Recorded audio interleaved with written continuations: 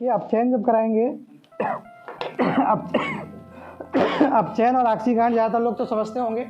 ऑक्सीकरण अगर कहा जाए मुख्यतः तो ऑक्सीजन को ऐड करना होता है, ठीक है, और अगर अपचयन कहा जाए तो मुख्यतः हाइड्रोजन को ऐड करना होता है। या अगर साइंटिफिक परिभाषा इसकी कही जाए तो ऑक्सीकरण का मतलब है ऑक्सीकरण अवस्था में वृद्धि करना, ठीक है, और अपचयन का मतलब होता है ऑक्सीकरण अवस्था में कमी करना, ठीक है। अब ये सब कहाँ वहाँ लगाओगे कि क्या कमी हो रही कैसे हो रही है, तो बहुत ज़्यादा आपको पता हो, ठीक है, तब आप डिसाइड कर पाएंगे कि क्या हो रहा है क्या नहीं हो रहा है। तो सीधे सी बात देखो कि अगर कहीं पर ऑक्सीजन निकल रहा है, अगर कहीं पर ऑक्सीजन निकल रहा है तो अपचयन है, अगर कहीं पर हाइड्रोजन जुड़ रहा है तो अपचयन है।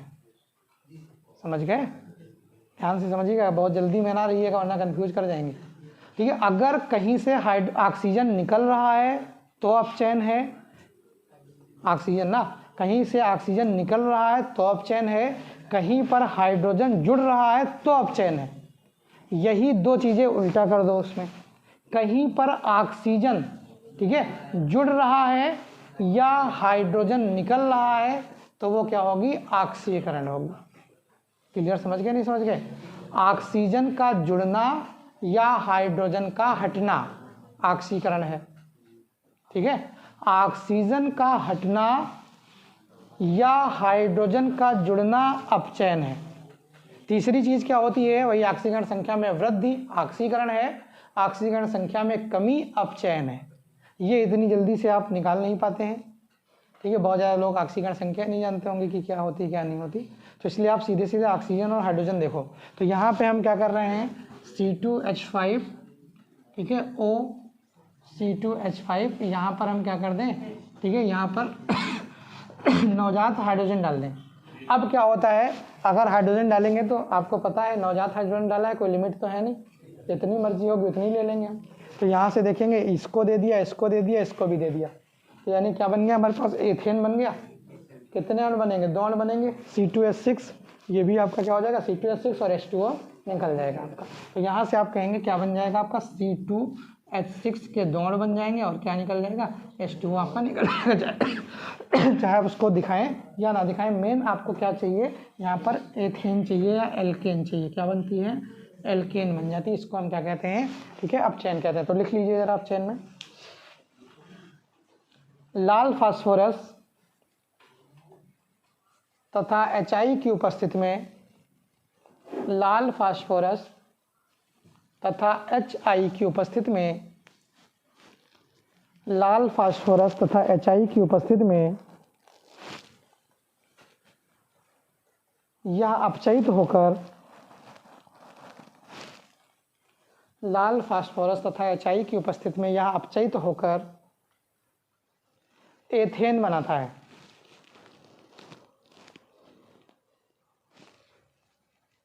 एथेन बनाता है, ठीक है। रिएक्शन लिख लीजिए बस, यहाँ पर चाहे तो रेड P या HI लिख सकते हैं। लिख लीजिए रिएक्शन।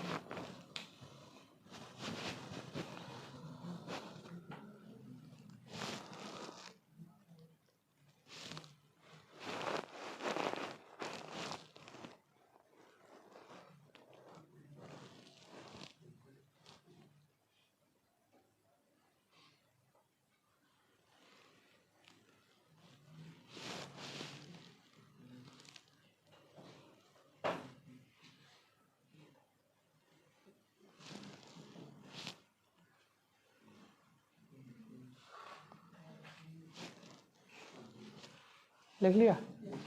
अब हेडिंग लिख लीजिए, ईथर की शुद्धता का परीक्षण, कि जो भी ईथर है वो शुद्ध है कि नहीं है। ईथर की शुद्धता का परीक्षण,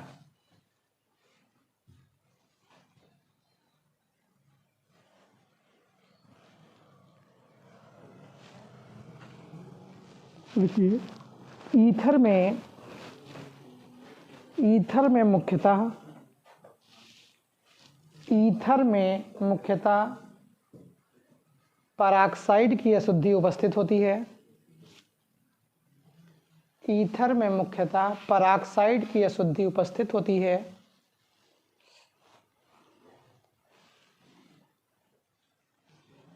जिसका परीक्षण निम्न प्रकार किया जाता है। ईथर में मुख्यतः पेरोक्साइड की अशुद्धि उपस्थित होती है। जिसका परीक्षण निम्न प्रकार किया जाता है। जिसका परीक्षण निम्न प्रकार किया जाता है।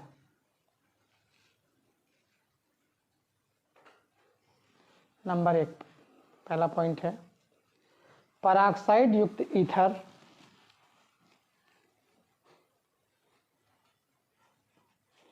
पेरोक्साइड युक्त ether Ki potassium iodide Ki से क्रिया करके, कैपिटल के कैपिटल आई Ki लिखिएगा, वरना गड़बड़ लिख लोगे तो अगली बार ए की पढ़ोगे, ठीक है। जब पढ़ना होगा तो नाम आएगा की।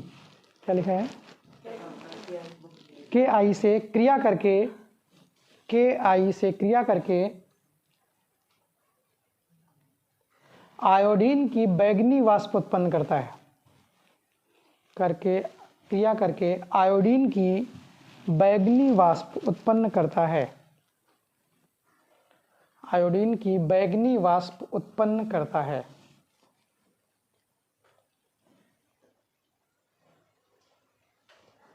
अगला पॉइंट लिख लीजिएगा, डाई एथिल ईथर में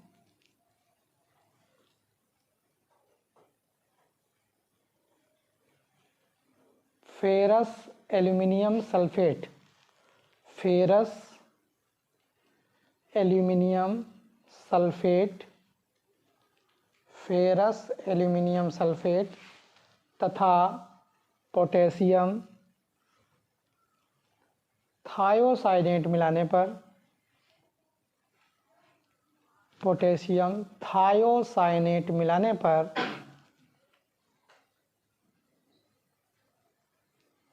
लाल रंग उत्पन्न होता है। लाल रंग उत्पन्न होता है।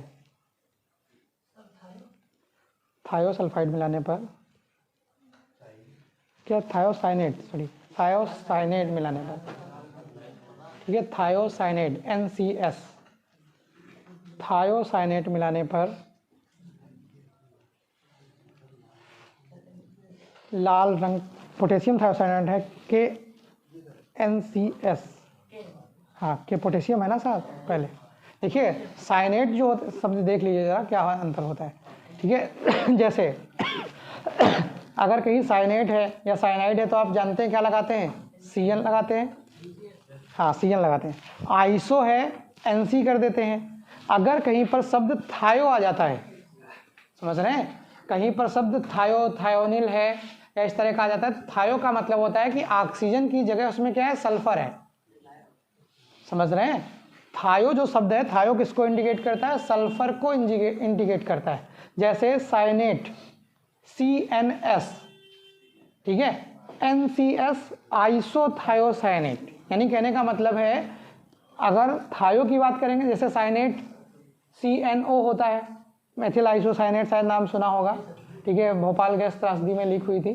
तो यानी कहने का मतलब है अगर थायो लगाना है तो थायो का मतलब है भैया कि वो सल्फर का कंपाउंड है, यानी जो साइनाइड है वो किसका साइनाइड है या किसका साइनाइड है, सल्फर का है। तो सल्फर के लिए हम क्या लगा देते हैं, थायो शब्द लगा देते हैं, बस और कुछ नहीं होता है, ठीक है। थायोक्लोराइड, ठीक है, या थायोनिल क्लोराइड HCl2 या SOCl2, यानी कहने का मतलब है हम क्या कर दे रहे हैं, जब हम सल्फर का यूज कर दे रहे हैं तो वही चीज़ क्या बन जाती है, थायो बन जाती है, ठीक है, और कुछ नहीं हो जाता है।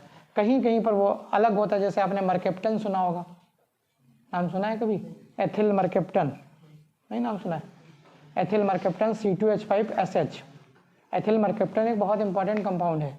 जो ये LPG होती है ना, LPG में जो गंध आती है, क्योंकि LPG तो गंध रहित होती है भाई, LPG क्या होती है, पूरी तरह से पेट्रोलियम जो होता है पूरी तरह से गंध रहित होती है। अब गंध रहित होती है लेकिन आप जानते हैं ज्वलनशीलता तो बहुत है उसकी, तो होगा क्या, पता चला कभी खुली छूट गई और जब गंध ही नहीं है उसमें, समझ रहे हैं, LPG में कोई गंध नहीं होती है, LPG क्या होती है, गंध रहित होती है। तो उससे रिस्क ये है कि अगर LPG कहीं खुली छूट गई, पता चला आपको महक ही नहीं आ रही है, जब उसमें महक है ही नहीं तो आएगी कहाँ से, महक आ नहीं रही है, आप गए माचिस लगा दिए जाके, पता चला गैस तो जली साथ में आप भी निपट गए, तो ये समस्या होती है उसके साथ।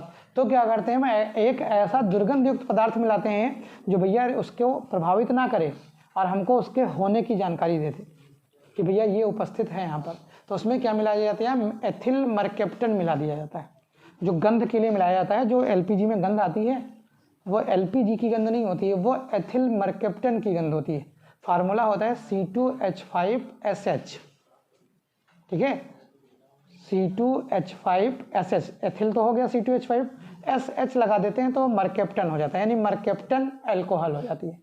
जैसे C2H5OH होती है नॉर्मल अल्कोहल, OH वाली O वाली ही फैमिली का तो सल्फर है, तो वो थायोनिल अल्कोहल ही है, जो आपकी है एथिल थायोनिल अल्कोहल है वो, ठीक है। उसी को हम क्या कहते हैं, एथिल मरकेप्टन कहते हैं। जो वहाँ पर नाम होता है वो क्या होता है, एथिल मरकेप्टन होता है, जो उसमें मिलाया जाता है, ठीक है। क्या लिख लिया था, मिलाने पर लाल रंग देता है या लाल रंग उत्पन्न होता है, ठीक है। अब इसका उपयोग लिख लीजिए जरा, उपयोग लिख लीजिए, खत्म कर लीजिए इसको। उपयोग में लिखिए नंबर 1, निश्चेतक के रूप में, ईथर तो जानते ही हैं बेहोशी लाता है, निश्चेतक के रूप में। नंबर 2, पावर अल्कोहल बनाने में, पावर अल्कोहल बनाने में तेल वसा आदि को घोलने में, तेल वसा आदि को घोलने में, तेल वसा आदि को घोलने में।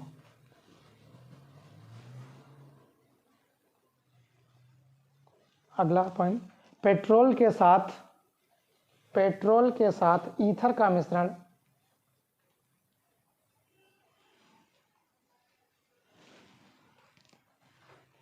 पेट्रोल के साथ ईथर का मिश्रण ईंधन की तरह प्रयोग किया जाता है, ईंधन की तरह प्रयोग किया जाता है। पेट्रोल के साथ ईंधन का मिश्रण, सॉरी ईथर का मिश्रण ईथर का मिश्रण ईंधन की तरह प्रयोग किया जाता है, जिसे नेटेलाइट बोलते हैं, नेटेलाइट, जिसे नेटेलाइट बोलते हैं।